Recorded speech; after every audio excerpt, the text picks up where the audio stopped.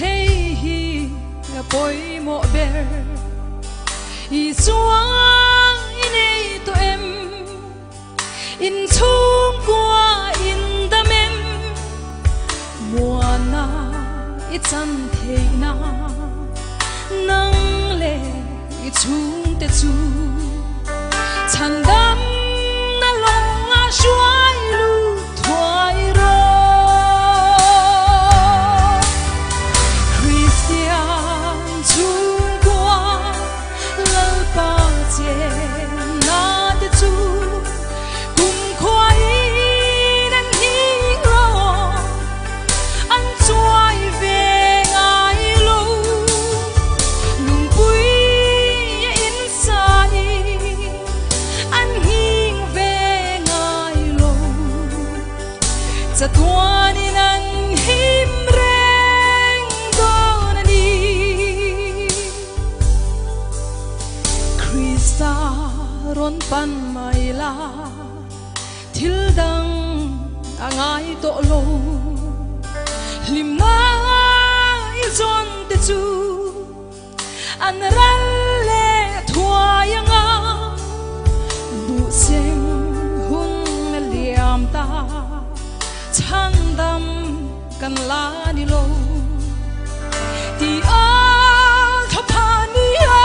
khen ma ya Christian chung qua lal pa che na te chu cùng khói nan hing lo an chuai ve ngai lo lung pui in sai an hing ve ngai lo cha tuan in an him reng don ani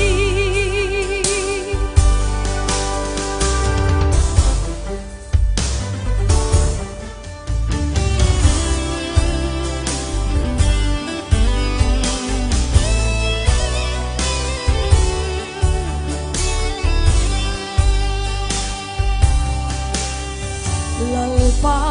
nang tel lo chua chung qua lim thei lo lim mang ki mang ni lo ro sum le san na te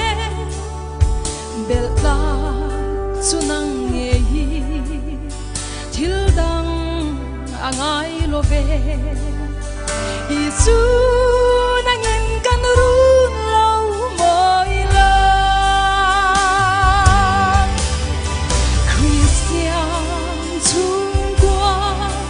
lal pa che na te chu cùng khói nan him lo an chuai ve ngai lo lung pui in sai an hing ve ngai lo cha tuan in an him reng don ani